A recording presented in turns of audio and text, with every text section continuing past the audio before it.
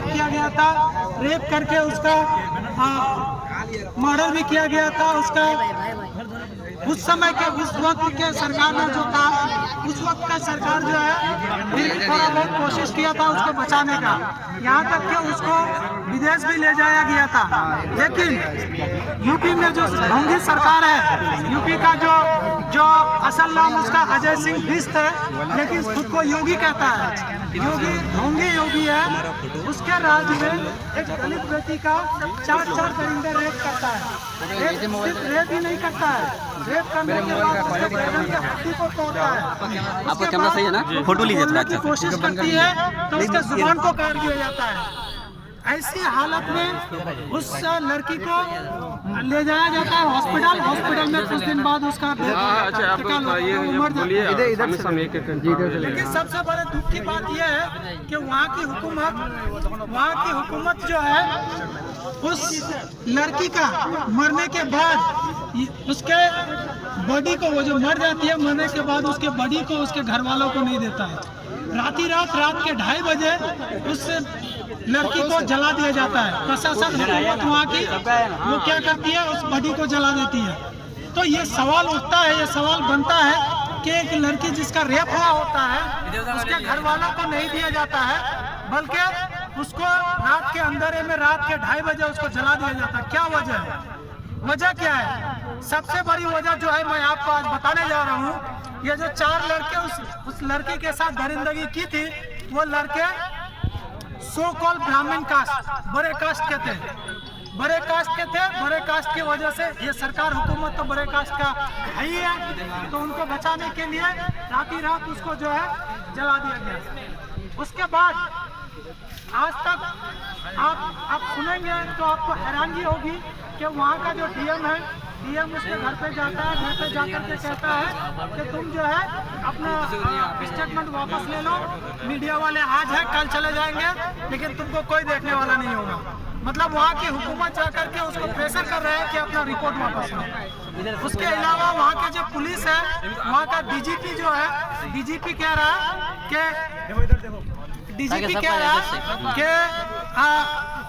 उसका रेप ही नहीं हुआ है।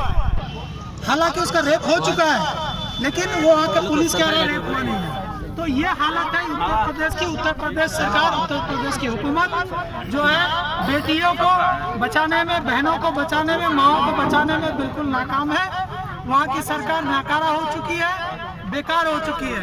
इनके खोखले वादे जो है बेटी पढ़ाओ बेटी बचाओ, ये जो नारा है इनका, अब ये नारा बदल चुका है। अब नारा बदल चुका है, बेटियों को बचाओ, ऐसे दरिंदों से बचाओ। तो ये पूरा मामला था आज का। आज हम लोग उस लड़की के इंसाफ के लिए आज यहाँ पे मुनीविटा के सरजमीन में हम लोग इकट्ठा हुए हैं, कैंडल मार्च निकाले हैं। हम चाहते हैं, हम सब की ये ख्वाहिश है और अपील है, ये मांग है कि यूपी सरकार जल्दी से जल्द इसको अपने इसमें ले और जो दोषी है उनको सजा दे। Thank you. बहुत अच्छा। और इसके साथ ही साथ मैं हमारे जो है इलाके के मौलाना जलील साहब से गुजारिश करूंगा कि आप इस बारे में कुछ कहें। बिरादरान इस्लाम, मेरे भाइयों, भारतवासियों, आप सब यहाँ पर इस मुख्तसर से वक्त में एक मजलूमा का इंसाफ मांगने के लिए हमारा साथ दिया। हम सब आज रजा कमेटी के बैनर के तले, जय हिंद फाउंडेशन के झंडे के तले, सदाए हिंद कमेटी के झंडे की तले हम सब हाजिर हुए हैं।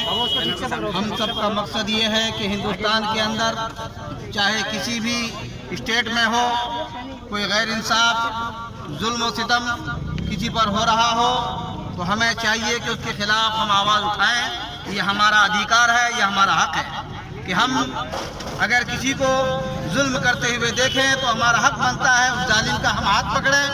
अगर हाथ नहीं पकड़ सकते हैं तो उसे ज़ुबान से कुछ कहें। अगर ज़ुबान से भी कुछ नहीं कह सकें तो हमारा हक बनता है कि हम दिल से उसको बुरा जाने। तो हिंदुस्तान का संविधान हमें ये हक देता है कि हम जहाँ तक हो सके अपने हक के लिए अपने हिंदुस्तान में बसने वाले हर उस कौम के लिए, उनके हक के लिए हम आवाज़ उठाएं। आप सब यहाँ पर हाजिर हुए हैं। हमारा मकसद एक है कि एक दलित बहन जिनके साथ उन दरिंदों ने, 4 दरिंदों ने मिलकर जो घिनौना हरकत किया है, इनके लिए हम यूपी सरकार और योगी सरकार से मांग करेंगे कि वो अपने पुलिस और अपने कानून का सही ढंग से इस्तेमाल करे और उस बेचारी को जहाँ तक हो सके इंसाफ दिलाए। इसलिए कि जो इंसान सबको लेकर के चलने का वादा किया था, आज वो अपनी कौम को लेकर चल रहा है। उनके चाहने वाले ब्राह्मण समाज एक दलित बच्ची के साथ रेप कर रहा है, घिनौनी हरकतें कर रहा है। तो ये उनके लिए आइंदा आने वाले इलेक्शन के लिए उनके तरफ से एक चेतावनी है जो हमें समझना है कि आने वाली सरकार अगर यूपी में आती है तो कौन सी सरकार आनी चाहिए, हमें अपना कीमती वोट किसको देना चाहिए, हमें अपना मत किस इंसान को देकर अपने हक के लिए आगे बढ़ना चाहिए। इन सब चीज़ों के लिए हमें सोचना पड़ेगा। इसलिए रजा कमेटी और जो भी कमेटियां हमारे साथ में जुड़ी हुई हैं, सदाए हिंद है या जय हिंद फाउंडेशन है, इन सबों की एक ही आवाज़ है कि हिंदुस्तान के किसी भी कोने में अगर कोई गलत इंसाफ हो रहा है, किसी पर जुल्म और सितम हो रहा है, तो हमें चाहिए कि एक आवाज़ होकर उनके खिलाफ हम सब बुलंद आवाज़ करें ताकि उनको इंसाफ मिले। यही कहकर मैं अपनी बातों को खत्म करता हूँ। हमें चाहिए कि हम लोग नारा लगाएंगे और भी आवाज़ लगाएं। नारा। और मैं आप लोगों को जानकारी देना चाहूँगा और बहुत ही अच्छा लगा कि आप लोगों ने हमारी एक कॉल से जमा हो गए हैं और इस तरह से जोश व खरोश होना होगा और जो गलत कर रहे हैं उसके खिलाफ जो है खड़ा रहना होगा, खड़ा होना होगा और उसको जो है सबक देना होगा, ताकि जो निर्भया केस में जिस तरह चारों को फांसी दी गई थी और हम ये डिमांड करेंगे कि इन चारों को भी उस तरह से फांसी दे, लेकिन उस तरह से फांसी नहीं दे कि वो जो है छुपके से फांसी दे। हम ये डिमांड करेंगे कि इसको अगर फांसी दिया जाए तो चौक चौराहे पर फांसी दिया जाए, इसको अगर ये फांसी दिया जाए तो सबों के सामने फांसी दिया जाए, ऐसा नहीं कि छुपके से फांसी दिया जाए। हमारी यही डिमांड है।